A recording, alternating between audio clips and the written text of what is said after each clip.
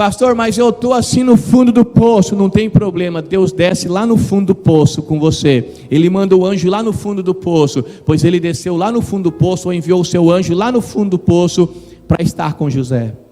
Foi aí que os irmãos de José, sem entender direito, resolveram então: não vamos matar José, nós vamos vender José como escravo. A oportunidade apareceu, eles falaram: nós vamos vender José como escravo. E ele foi vendido como escravo, levado para uma terra distante, para um lugar diferente. Irmãos, olha aqui para mim, José, 17 anos, aí ele, queridinho do papai, mimado pelo pai, de repente os irmãos se levantam contra ele, joga na cisterna, tenta matar ele, resolve vender ele, vende ele como escravo para outro lugar, um lugar distante. Olha só a situação de José: chega como escravo, de filho do papai, mimado, de filho do papai, querido, agora numa terra estranha como escravo. Como que pode ficar a cabeça de José? Quando nós falamos em personagens da Bíblia, nós, ou homens daquela época, até parece que são pessoas diferentes, de filme, não é igual a gente, mas é igual, é do mesmo jeito, a formação do cérebro, as questões psíquicas são as mesmas. Imagina o que poderia acontecer com José, a revolta de José. Nós vivemos hoje numa época que existe muitas pessoas, muitos jovens, muitos adolescentes caminhando para o crime, caminhando para a delinquência, e às vezes a gente para estudar essa questão, a gente para analisar por que um jovem, irmão, ele vai para a delinquência, porque ele vai para o mundo do crime. Aí logo nós temos a resposta: é porque ele cresceu em um ambiente, em um meio em que o crime corria solto, porque ele era um garotinho que com 8 anos, 9 anos, ele via os outros garotos com tênis melhor, com a roupa melhor, aí ia ver, porque ele vendia lá droga, fazia o papel lá, que acho que é aviãozinho. Tem algum irmão que mexe com droga aqui para me explicar melhor? É aviãozinho que fala? Sei lá, então, aviãozinho, não sei o que. Aí foi isso, pastor. É claro que o ambiente vai influenciar essa criança, a falta de oportunidade vai influenciar realmente, e é terrível. Mas o que nós podemos então dizer daqueles que cresceram em um lar em que o dinheiro não é problema, em que os pais são ricos, estudaram nos melhores colégios, mas estão no mundo das drogas, estão no mundo da delinquência, cometendo delitos? Como explicar então essas pessoas? Bom, na realidade, quando a gente parte para a área da psicologia, existe uma palavra chamada deprivação, que é uma quebra, uma falha no ambiente. E às vezes uma coisa simples pode trazer sérios problemas.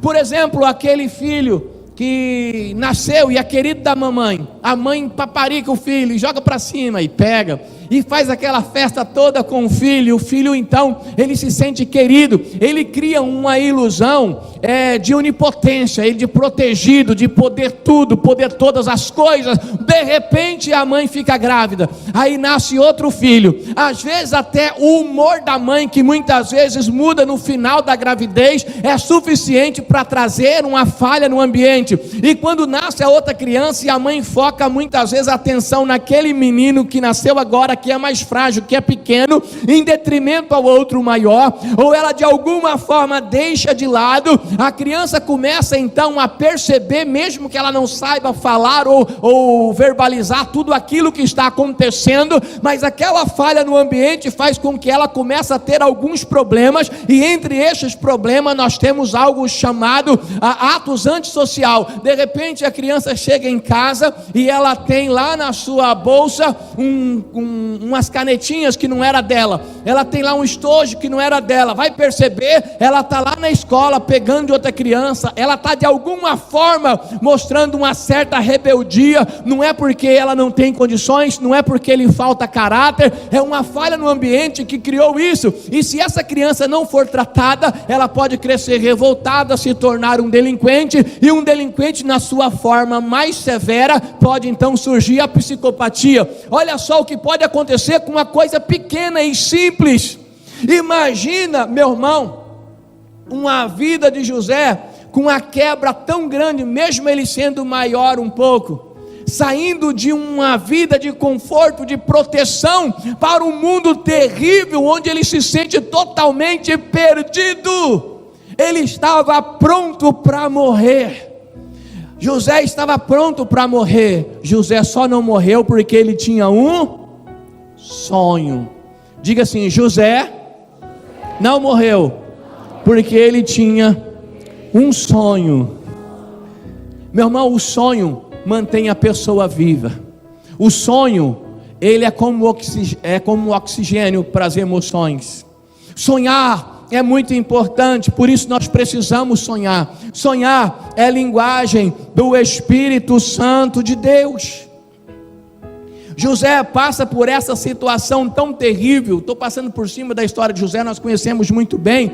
Ele é levado para a casa de Potifar, mas quando ele chega lá, ele é apenas um escravo. Mas como ele caminhou em fidelidade, ele se destacou, e por ter algumas condições a mais, ele se tornou, vamos falar assim logo, o chefe dos escravos. Ele era o responsável, ele era o mordomo, ele tinha autoridade ali que os outros escravos não tinham. Ele era o gerente ali daquela situação. Deus honrou ele mesmo lá, mas ele tinha um sonho. O sonho dele não era ser honrado como escravo. Deus tinha algo muito maior para ele, e ele não se contentava com a migalha que caía debaixo da mesa, porque ele tinha o direito de filho e ele queria sentar-se à mesa. Tem muito crente se conformando com a migalha que cai debaixo da mesa, mas foi isso que Jesus disse. Ele disse: olha, os filhos não comem da migalha que cai debaixo da mesa, mas eles sentam à mesa. Você foi chamado para sentar à mesa e comer do melhor dessa terra de Deus. Mas por que nós não vivemos muitas vezes isso? Porque nós nos conformamos com a mesquinharia, com a tacanhice da vida, e aí nós até falamos, como eu disse esses dias: vou morar no céu, se eu pelo menos puder chegar lá na Nova Jerusalém, nem eu pisar na laminha lá da cidade, já está bom para mim. Mas lá não tem lama, a rua é de ouro, jaspe e cristais, diz a palavra de Deus. Então nós precisamos nos posicionar, sonhar, desejar, querer e ser melhor a cada dia. Meu irmão, você tem que ser melhor. Diga assim: eu tenho que ser melhor. Agora eu te pergunto, vamos ver se você tem. Pastor, eu escuto o senhor pregar todo domingo, então vamos ver se você está guardando alguma coisa. Você tem que ser melhor do que quem?